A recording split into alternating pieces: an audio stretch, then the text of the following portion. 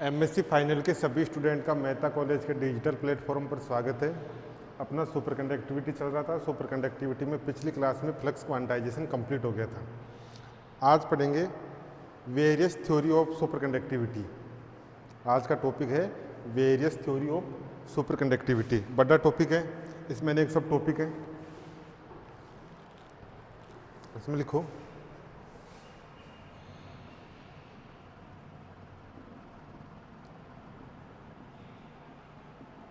Various theories of super conductivity.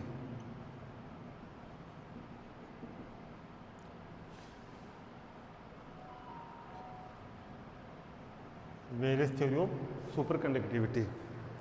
इसमें अपन पढ़ेंगे एक तो थर्मोडायनेमिक्स थ्योरी पहला तो पढ़ेंगे लंदन थ्योरी या लंदन इक्वेशन। पहला है लंदन इक्वेशंस। पहला पढ़ेंगे तो लंदन की दो समीकरणें हैं वो पढ़ेंगे, पेनिट्रेट डेप्थ पढ़ेंगे, लंदन इक्वेशन पढ़ेंगे, दो लंदन इक्वेशन हैं वो पढ़ेंगे। दूसरा पढ़ेंगे थर्मोडायनेमिक थ्योरी।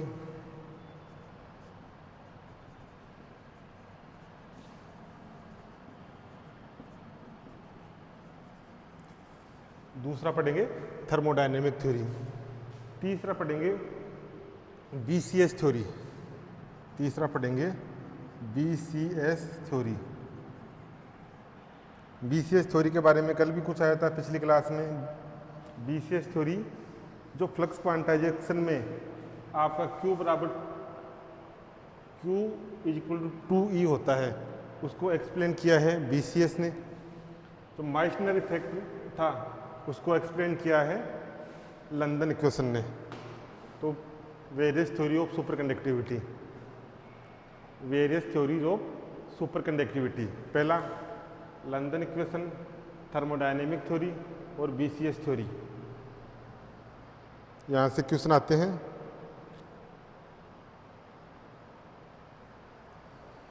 इसमें हेडिंग डालो लंदन इक्वेशन।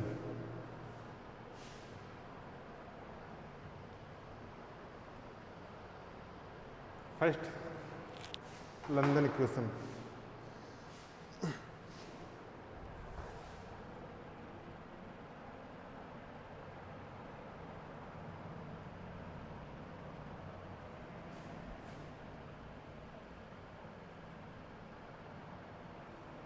लंदन इक्वेशंस लिखो।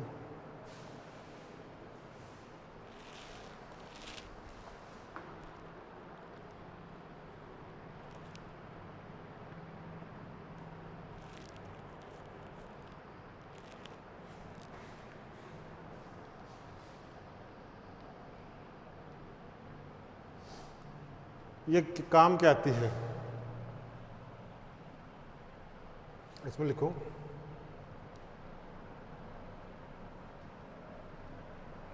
Dynamics of magnetic field, magnetic field and current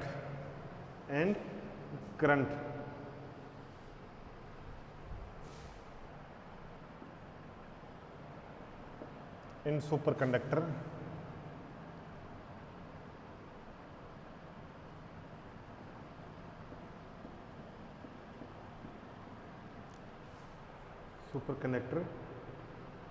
can be explained by London equations,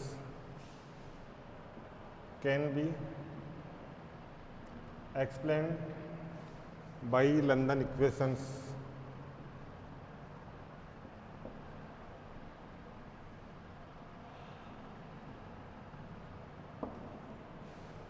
London equations यानी जो मैग्नेटिक फील्ड की डायनेमिक्स है वो मैग्नेटिक फील्ड की डायनेमिक्स और जो करंट है सुपर कंडक्टर में जो करंट है उसको लंदन समीकरणों द्वारा समझाया जा सकता है, यानी उनको लंदन इक्वेशन है उनके द्वारा एक्सप्लेन किया जा सकता है। अब अपने पास था मार्जिनल इफेक्ट। मार्जिनल इफेक्ट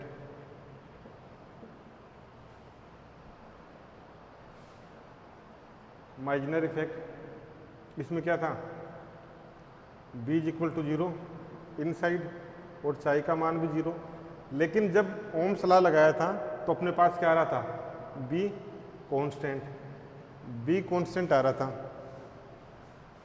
अब इसको जो माइसनर इफेक्ट था, इसको जो मैक्सवेल था या जो माइसनर था, इनको इस इफेक्ट को एक्सप्लेन नहीं कर पाया। माइसनर व मैक्सवेल इस इफेक्ट को, यानी जो बी कांस्टेंट आ रहा है, इसको एक्सप्लेन नहीं कर पाया। माइसनर ने क्या मान लिया कि ये जो सुपर कंडक्टिंग सब्सटेंस होता है उसकी एसेंशियल प्रॉपर्टी है।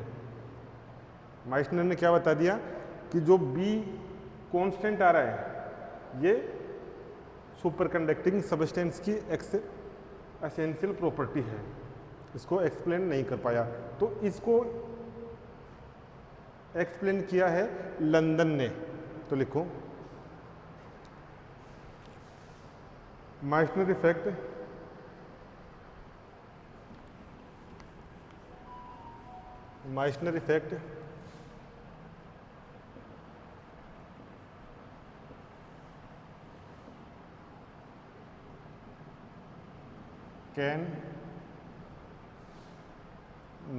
can not be explained by Maxwell। यानी जो माइसनर इफेक्ट है उसको मैक्सवेल एक्सप्लेन नहीं कर पाया। Explain this effect This effect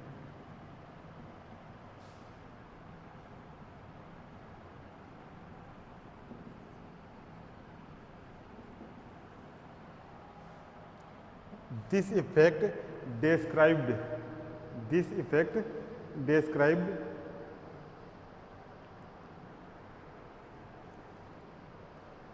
by London equation,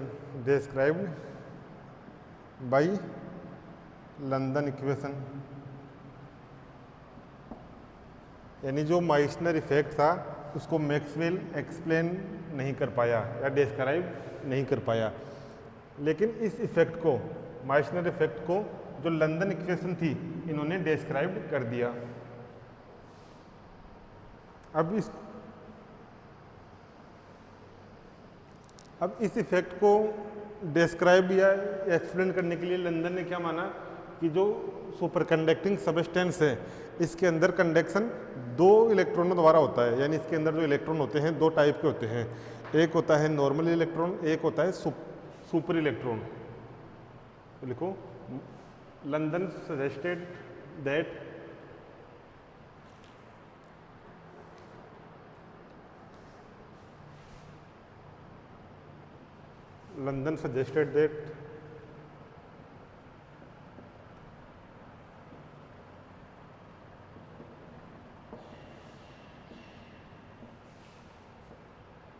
there are 2 type of electron।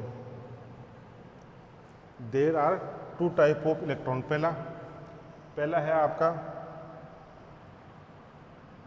Super electron या नॉर्मल इलेक्ट्रॉन। पहले ले लेते हैं normal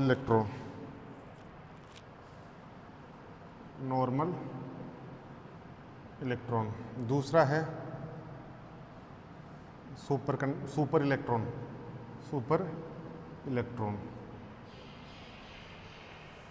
2 type of electron in super conducting substance, ये भी कर लो, इन सुपर कंडक्टिंग सब्सटेंस। यानी जो अतिचालक पदार्थ है या जो सुपर कंडक्टिंग मटेरियल है उसमें जो इलेक्ट्रॉन होते हैं वो 2 टाइप के होते हैं। कौन सा? एक तो नॉर्मल इलेक्ट्रॉन, एक सुपर इलेक्ट्रॉन।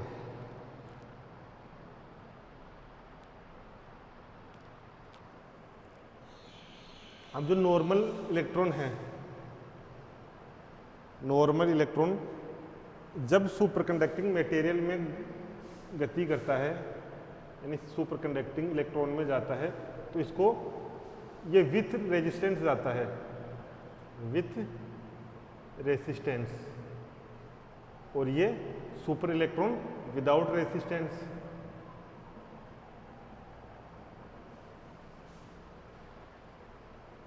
यानी जो नॉर्मल इलेक्ट्रॉन होता है वो विथ रेजिस्टेंस होता है, और सुपर इलेक्ट्रॉन होता है वो विदाउट रेजिस्टेंस होता है।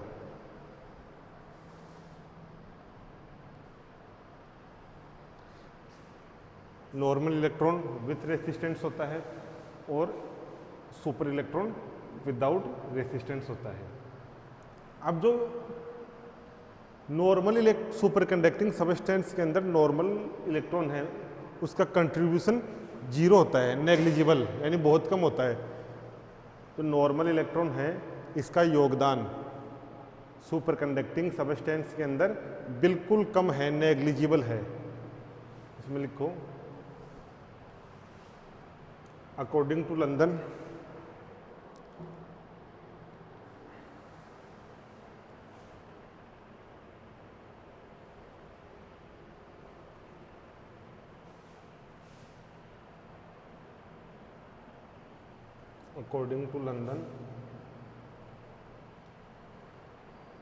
the contribution of normal electron, the contribution of normal electron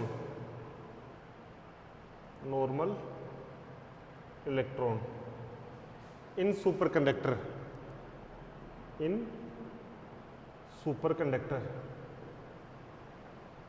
is negligible।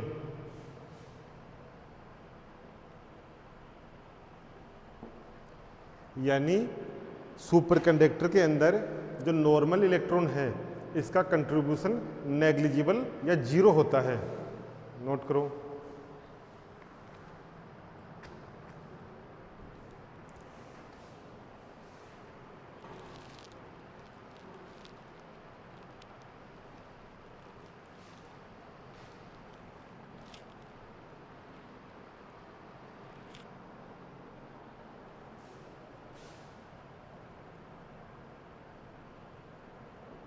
Then the current density in superconductor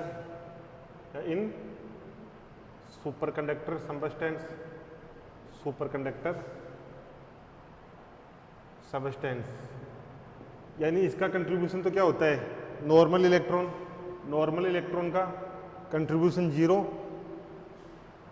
तो सुपर कंडक्टर के अंदर करंट डेंसिटी, अब जो करंट डेंसिटी आएगी वो किसके कारण आएगी, घनत्व किसके कारण आएगा, धारा घनत्व, वो आएगा सुपर इलेक्ट्रॉन के कारण। अब सुपर इलेक्ट्रॉन की डेंसिटी या सुपर इलेक्ट्रॉन की संख्या ns, और जो वेग है या जो ड्रिफ्ट वेलोसिटी है, सुपर कंडक्टर इलेक्ट्रॉन की ड्रिफ्ट वेलोसिटी vs, तो यहाँ आपका करंट डेंसिटी कितनी हो जाएगी, करंट डेंसिटी हो जाएगी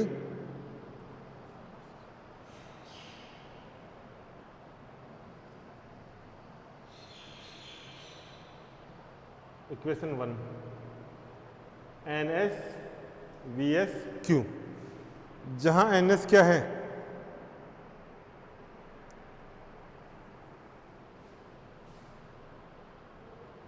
NS है density of super electron,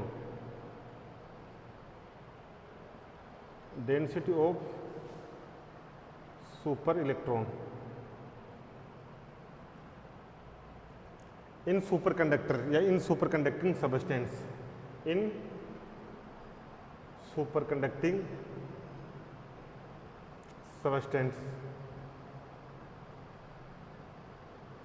Vs क्या है, Vs है drift velocity of super electron, Vs है drift velocity of super electron.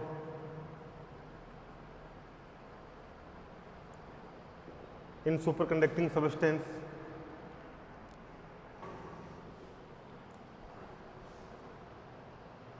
अब जो इक्वेशन 1 है इसका डिफरेंशिएशन कर दो, डिफरेंशिएशन कर दो t के रेस्पेक्ट में। तो differentiation of equation 1 with respect to t के रेस्पेक्ट में कर दो, तो ये हो जाएगा आपका dj upon dt, dg upon dt।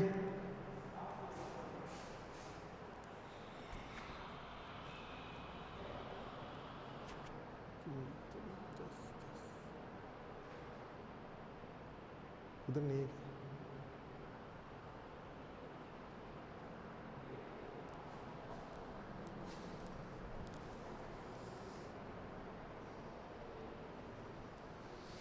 इसका डिफरेंशिएशन करो तो ये हो जाएगा minus N S Q D V S upon D T, D V S upon D T. ये इक्वेशन 2 हो गई। अब फोर्स क्या होता है, F equal to M A, force, then force होता है F equal to M A. तो F एम ए का मान D V S upon D T, ये फोर्स हो गया। दूसरा फोर्स क्या होता है, नाउ फोर्स होता है माइनस क्यू ई। तो यहाँ से ये क्या हो गया, M D V S upon D T, M D V S upon D T minus Q E. यहाँ से D V S upon D T क्या हो जाएगा, D V S upon D T हो जाएगा minus Q E upon M. इसको equation 3 दे लो, इक्वेशन 3। अब क्या करेंगे, put the value of equation 3 in equation 1, put the value of equation 3 in equation 2, यानी इक्वेशन जो 3 है उसका मान इक्वेशन 2 में रखो। इक्वेशन 3 का मान इक्वेशन 2 में रखेंगे तो अपने पास इक्वेशन क्या आ जाएगी, इक्वेशन आ जाएगी D J upon D T, D J upon D T is equal to minus minus plus, minus minus plus. तो ये हो जाएगा क्यू स्क्वायर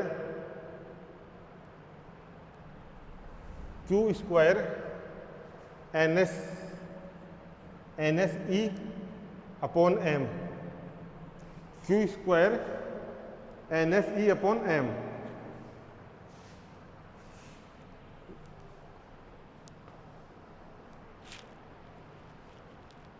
ये आ गया। ये जो आया इसी को ही बोलते हैं लंदन की पहली इक्वेशन। तो this equation called London's first equation, यानी लंदन की पहली इक्वेशन आ गई है। इसको नोट करो।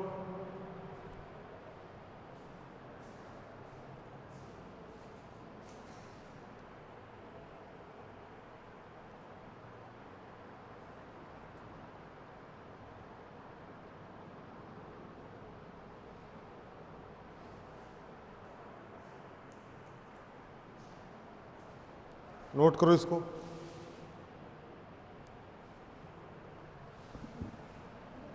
मैं यहां लिख देता हूं, पहली इक्वेशन आ गई अपने पास, D J vector upon D T is equal to Q square N S E upon M. देखो, according to London the contribution of normal electron, यानी लंदन के अनुसार सुपर कंडक्टर में जो नॉर्मल इलेक्ट्रॉन है उसका कंट्रीब्यूशन नेग्लिजिबल होता है, उसका कंट्रीब्यूशन नेग्लिजिबल या जीरो होता है। तो जो सुपर कंडक्टर के अंदर जो करंट फ्लो होगी या करंट डेंसिटी होगी वो नॉर्मल इलेक्ट्रॉन के कारण तो नेग्लिजिबल होगी, वो होगी सुपर कंडक्टिंग या सुपर इलेक्ट्रॉन के कारण।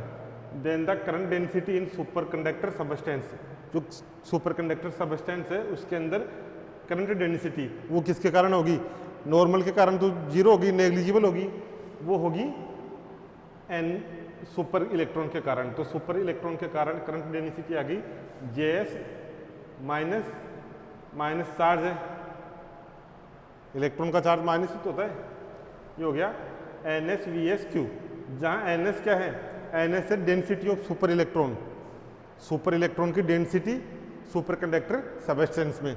VS है आपका drift velocity of super electron, जो सुपर इलेक्ट्रॉन है उनकी ड्रिफ्ट वेलोसिटी इन सुपर कंडक्टिंग सबस्टेंस। अब अपन ने क्या किया, जो पहली इक्वेशन थी उसका डिफरेंशिएशन कर दिया विथ रेस्पेक्ट टी के सापेक्ष अवकलन, टी के रेस्पेक्ट में इसका डिफरेंशिएशन कर दिया, तो ये आ गया अपने पास dg/dt NSQ, ये कांस्टेंट है, बाहर ले लिया, चेंज किस में हो रहा है VS में, तो dVS/dt।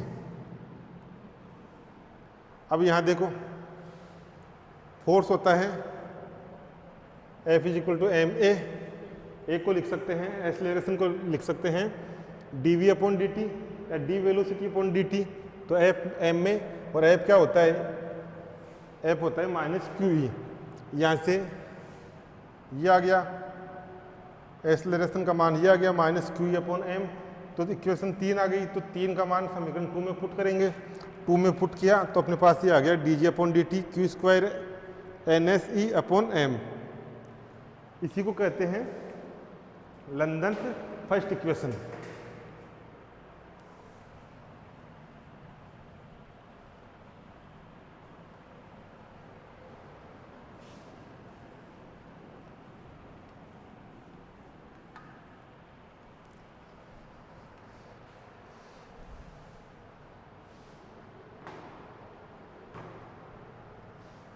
ये इक्वेशन आई थी,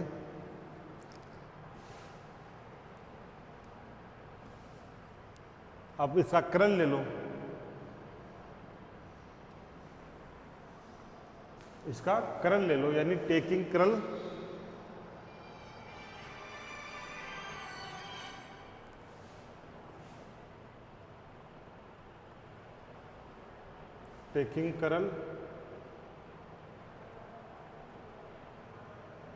ऑफ लंदन्स फर्स्ट इक्वेशन,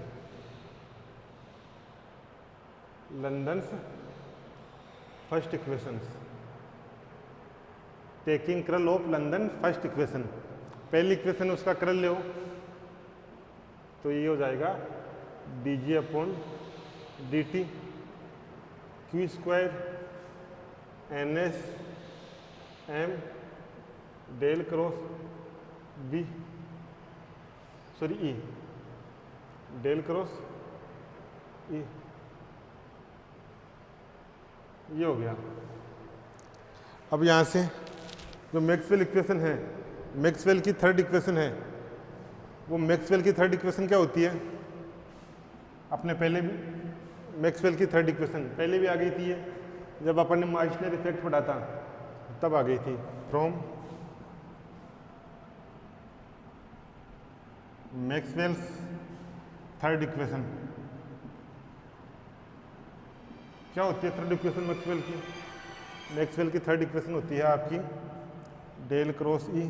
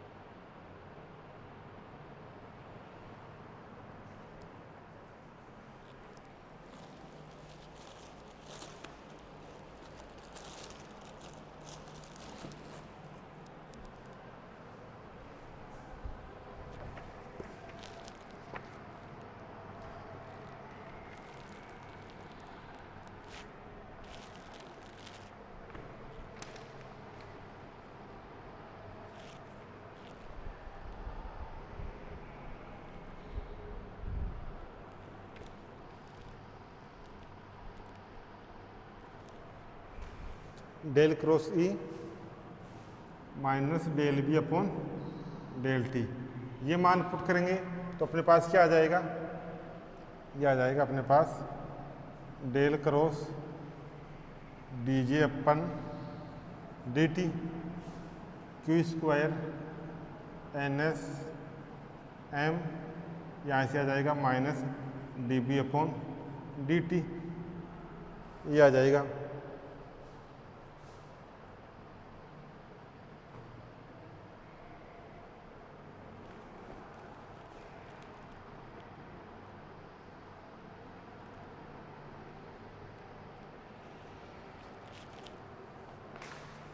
यहाँ से देखो,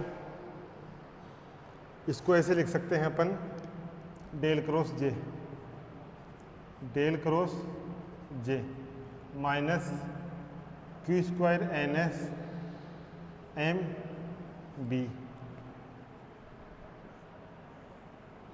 यानी जो अपना डिफरेंशियल विथ रेस्पेक्ट टी था वो दोनों ओर से हटा दिया, दोनों ओर से हटा दिया, ये आ गया।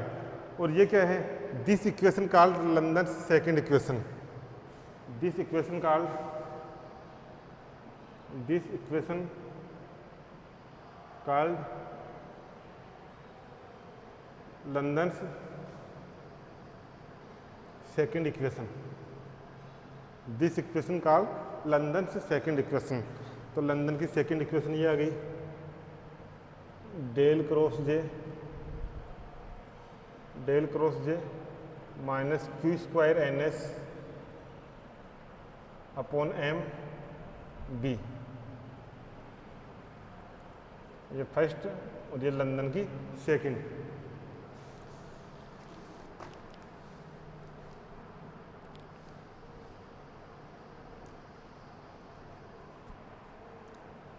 ये आ गया।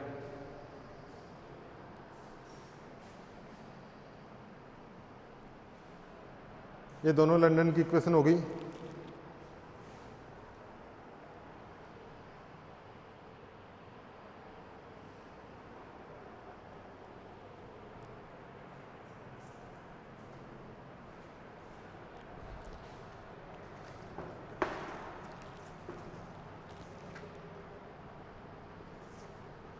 अब आते हैं penetration depth.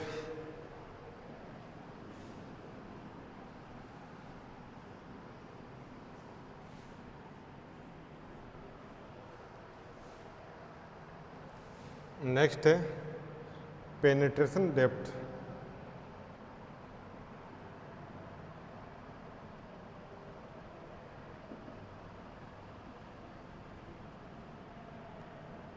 Penetration depth lambda से बताते हैं इसको।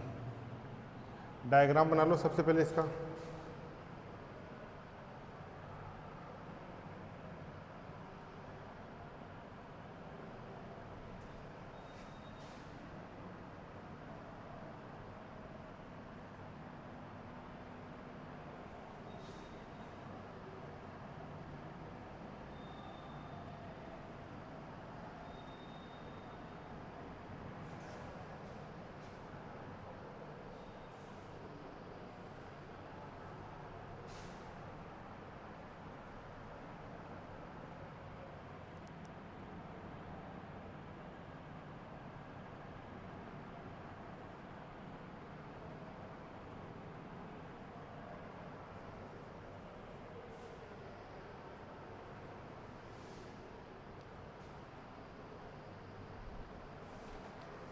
अब यहाँ देखो, जो आपके पास ये ग्राफ है, इसमें क्या हो रहा है, सुपर कंडक्टर के अंदर जो मैग्नेटिक फील्ड है वो एक्सपोनेंशियली डीके हो रहा है।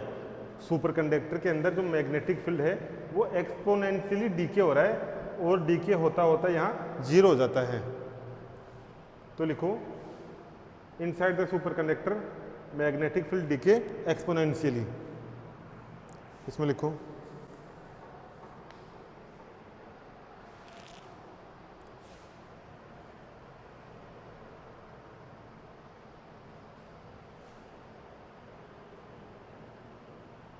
inside the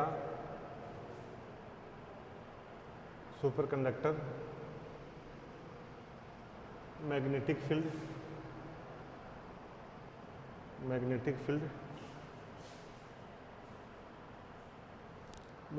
field DK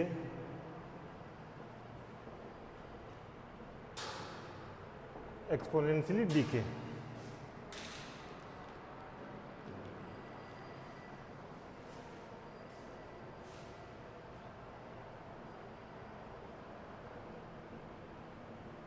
penetration depth, यानी देखो सुपर कंडक्टर सबस्टेंस है, उसके अंदर जो मैग्नेटिक फील्ड है वो एक्सपोनेंशियली डीके हो रहा है, एक्सपोनेंशियली डीके। यानी ये तो सरफेस आ गई जो सुपर कंडक्टर है सबस्टेंस है उसकी, ये तो आ गई सरफेस, और जैसे जैसे उसके अंदर जाते जाएंगे जो आपका मैग्नेटिक फील्ड है एक्सपोनेंशियली डीके होता होता जीरो जाएगा।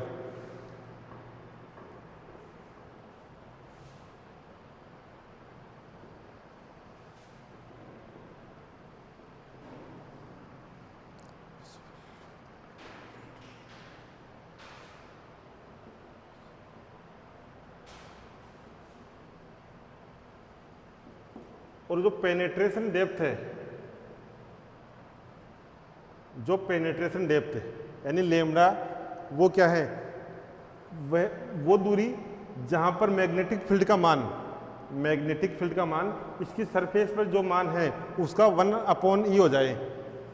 तो penetration depth is the distance while magnetic field inside the super conductor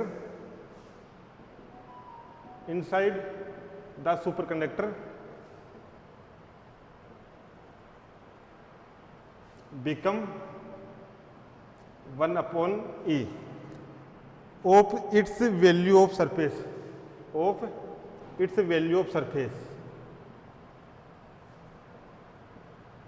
यानी इसकी जो सरफेस पे वैल्यू है, उसका 1 एक्सपोनेंशियल बन जाए।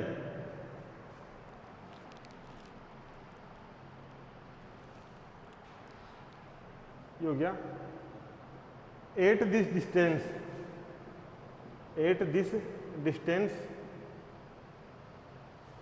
मैग्नेटिक फील्ड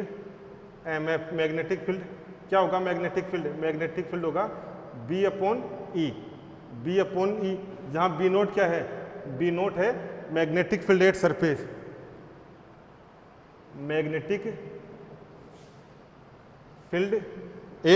सरफेस, देखो सुपर कंडक्टर सरफेस और इनसाइड एक्सपोनेंशियली डीके होता जा रहा है, एक्सपोनेंशियली डीके। अब क्या हुआ? डीके होता होता यहाँ जीरो हो गया। तो जो आपकी पेनिट्रेशन डेप्थ है, वो पेनिट्रेशन डेप्थ क्या होगी? पेनिट्रेशन डेप्थ वो डिस्टेंस होगी जहाँ पर मैग्नेटिक फील्ड सरफेस पे जो मैग्नेटिक फील्ड है उसका 1/e हो जाए। सरफेस पर मान लो B नोट है, तो B नोट का 1/e यहाँ पर हो रहा है, B नोट का 1/e यहाँ पर हो रहा है। तो जो ये डिस्टेंस है, ये डिस्टेंस क्या हो गई? ये वाली डिस्टेंस होगी आपकी पेनिट्रेशन डेप्थ। इसका मान, लेमडा का मान कल देखेंगे। लेमडा का मान निकालेंगे मैक्सवेल की जो फोर्थ इक्वेशन है, उस मैक्सवेल की फोर्थ इक्वेशन से निकालेंगे। मैक्सवेल की फोर्थ इक्वेशन क्या होती है? मैक्सवेल की फोर्थ इक्वेशन बोलो।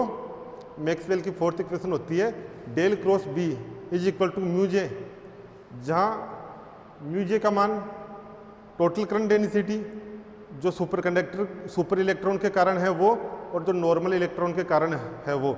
तो इसको अपन कल देखेंगे, लेमडा का मान कल निकालेंगे।